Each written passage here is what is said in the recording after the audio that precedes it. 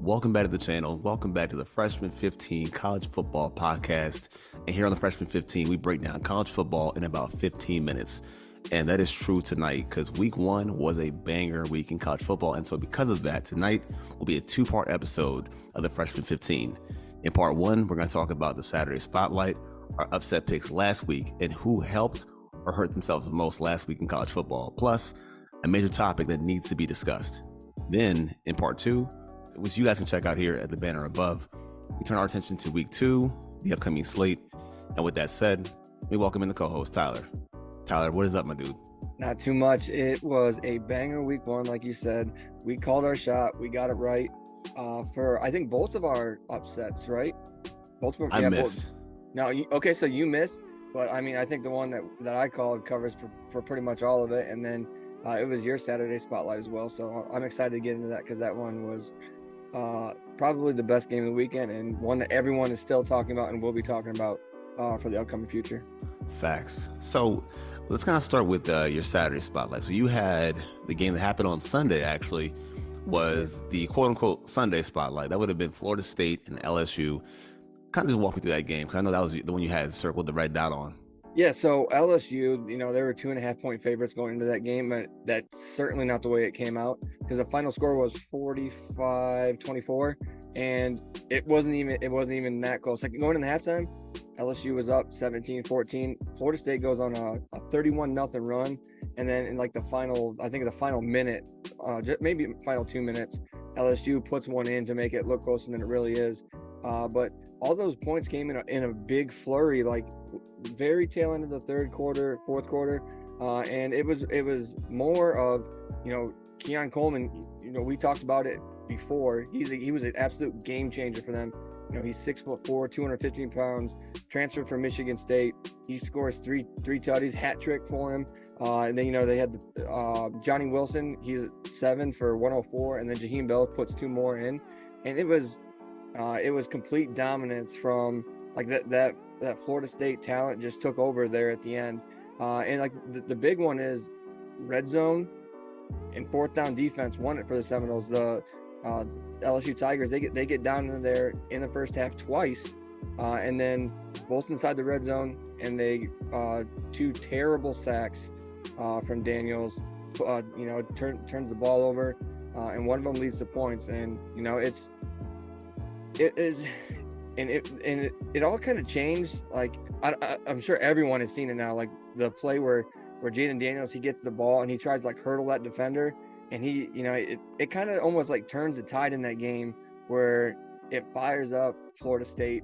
And like you said, like we knew this was gonna be a banger, but like rewatching it, you found that running inside the tackles for both teams wasn't going to happen. But when Florida State, when they ran outside, they ran a little bit off tackles, they were able to do that with Jaheim Bell. They were able to do that with Benson. And then what really was the difference maker, besides the wide receivers, was the fact that Jordan Travis was very efficient and productive with his quarterback runs and putting them into very advantageous situations. And that's how you get 45-21 with Florida State actually jumping up in the polls to number 4 today after the AP release. Yeah, man. So it's funny because we had an idea that it's going to be a close game. Mm-hmm. We kind of pictured that. But how it went downhill so fast for that team, it's funny because even in my my upset pick, which I missed out, and I missed out by a lot. So I had taken the upset pick, which would have been South Carolina and UNC. Mm-hmm. And kind of like Florida State and LSU, the game was pretty even going into halftime. As a matter of fact, I think going into halftime, the numbers for May and Rattler were pretty identical, to say. Then where I got the L is that I really was going after in our pregame, going after the UNC pass rush. Mm-hmm. And they had something for me and Rattler's ass. They sacked him 9 times, and it wasn't really on him. It was a lot of like protection breakdowns too. And you could just see him kind of look at the camera and be like, hey, what do you want me to do? Mm-hmm. And he had a great game. I mean, he was efficient in the pocket. And it's funny because Drake May wasn't as much. Like Drake May kind of kept him in the game. He had 2 really bad picks. But I think you have to give major kudos to Gene Chizik for proving me wrong and just winning that game on the defensive side. They played a great game. It felt like a statement game that they had against Shane Beamer and his team. So definitely missed on that one. But a great game for UNC. Mhm. Now we're gonna kind of combine these things together because you talked about, you teased it earlier, because we had combined the Saturday spotlight and the upset pick, that being the big game of the weekend. That again, everyone is still talking about TCU and Colorado. So, Tyler, I'll let you kind of take the lead on that one. Give me your thoughts on that game initially, and I'll kind of follow back behind. Yeah, so first off, FanDuel, that's us. We called this game. I put money on it. First bet I ever made, and there we go. And I just small bet. I won $30. I took Colorado to take the points, and they ended up winning. They're 20-point dogs. But like we talked about it in the previous episode, where we say, hey, is TCU going to be able to withstand this talent influx, this emotion that's going to come with Dion, these players that are going to come in with him? And man, did they show out. So all around, like from last year to this year, Colorado was a one-win team. They obviously look better. Shedeur Sanders, like, he's more than just Deion Sanders' son, who he names as the starter. 38 of 47, 510 yards, 4 touchdowns. He's got 4 receivers that go over 100 yards. He was the show. They did use like a 3-back system. None were great on the ground, but they too were efficient. They ran, I think, 1 or 2 in, but they were big out of the backfield. Like right, that last touchdown that Colorado scores, it comes into the flat and he takes it all the way. Travis Hunter, we always hear about him. We didn't watch him too much when he was at Jackson State, but he is a star, 2-way player, 115 reps or something like that. Yeah, 110 reps. And I mean, coming in huge on offense, no touchdowns, but over 100 yards, and he gets that huge pick where he comes out of nowhere. Mm-hmm.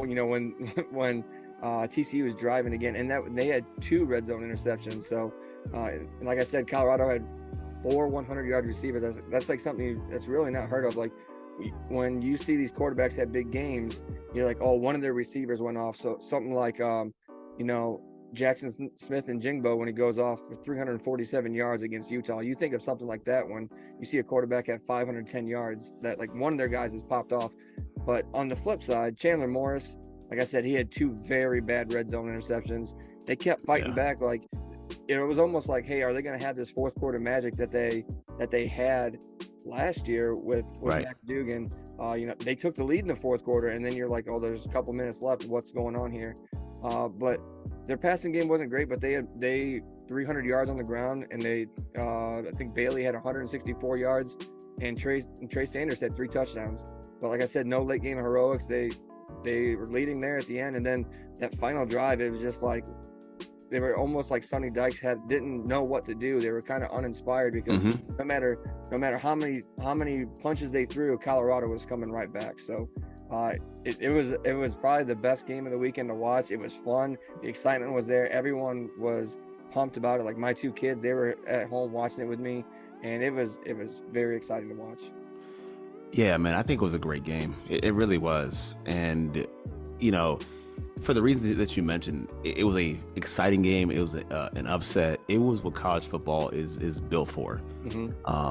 But I do want to take this one, and I know I have these notes that I wrote down, but I want to hit these points because they're very, very important to the grand scheme of college football, to Deion Sanders, and just to the concept of college football. So I don't want to miss anything. So this is going to be kind of like my mini monologue of what I saw, and I'm going to segue right into who either helped or hurt themselves the most. And I'll hand it back to you, of course, for your segment. Yeah. But it has to be Colorado.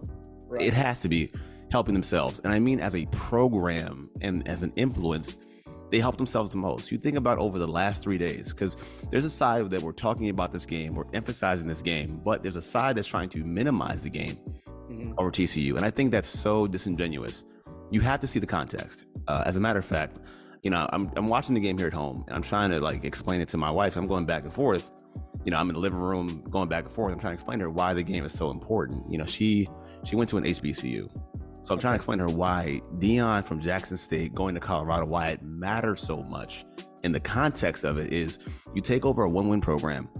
You take on the nation's best team in 2022 as a 20-point underdog on the road and win. It's significant. Then you talk about how the roster is spearheaded by guys who are extremely successful at the HBCU level. And by the way, one is your son. And even that kind of draws like critique of, oh, he's just the coach's kid. And we played sports before. We know how that actually works out. Oh, yeah. But he's earned his way. So you have the element of Deion Sanders himself that, he's not really liked for how he's doing it in the establishment. And, he's brash. He keeps receipts on reporters. But he turns over the entire roster and he's completely unapologetic. He doesn't really care. Mm-hmm. And I think he's all those things. He's authentic. He's not playing by their rules. He's making his own rules. He's not going by their path and their breadcrumbs. He's eating off their plate. And people don't seem to like that. And you can talk about whatever aspect you want, but that's just the facts of the matter. It's how he's doing it. And so if you don't like what he's doing, well, guess what? As they say, it's not so fun when the rabbit has the gun. And he's taking on the NCAA and the pundits and the critics, and he's doing it his way. Mm-hmm. And if not for today, if not for this week, he's earned that laugh. It may not be the last one, but he's earned it. Right. And I think for a time, even like myself included, we're both Cowboys fans. We've been on this train for years and years and years. And at some point, I think people thought that this was a stunt, like a publicity stunt. Mm-hmm. Hence why he always asked the media, asked his players, hey, do you believe? Do you believe me now? Do you believe me now? It's because he thinks that people were not convinced.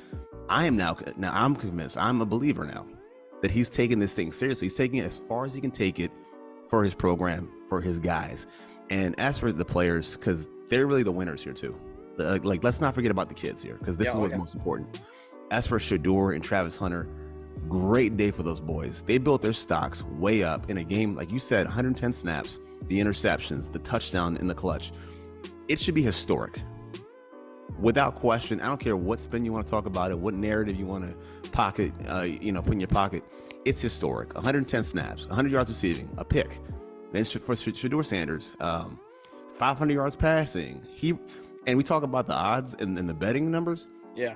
He actually reduced his odds by 3/4 with that one performance. Yeah. So there's definitely a block party happening here. A big block party at Boulder this week.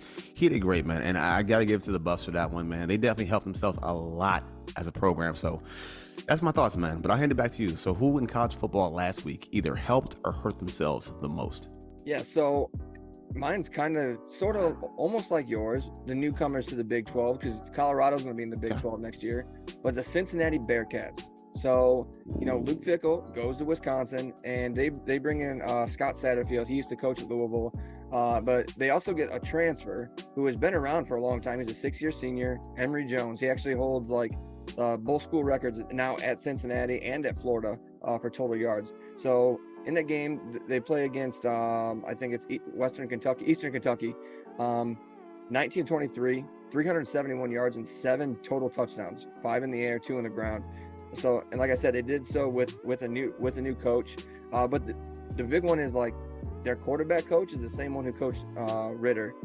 His name's Coach Gino. I can't pronounce his last name. I'm not even going to try to. But what makes this help themselves is, one, they're in the Big 12 now. They moved to the Big 12. So what do? They take care of the opponent that they're supposed to take care of. They won big, convincing fashion, 66-13. All right. So 667 total yards, 438 through the air, while only allowing 302 total to Western Kentucky. Time of possession was nearly identical too. So that makes it seem like they had their stuff together. They're in this new conference, and they could be a front runner for this conference coming out. But what do we know about the Big 12? You're gonna have to score points, and you're gonna have to score a lot. And it seems like Cincinnati's going to be able to do that. I know it's against Western Kentucky. They have other big games coming up here, but Emory Jones and company, they do this for this team, and we'll see how this defense holds up against better opponents. But we can see the Bearcats, this Bearcat squad, make their way into the final push for the CFP again if they continue to reign supreme in the Big 12, because I think they it's not this week they have Iowa State, but coming up, I think they have Iowa State coming up pretty soon, and that's going to be a pretty good game too. Well, man, got you on that one. So guys, what we're going to do is we're going to shift focus now to part 2. So guys, if you guys like the video, hit that like, hit that sub button, check out part 2 of the video, which you guys can see in the link below, and click on the Freshman 15, like and sub.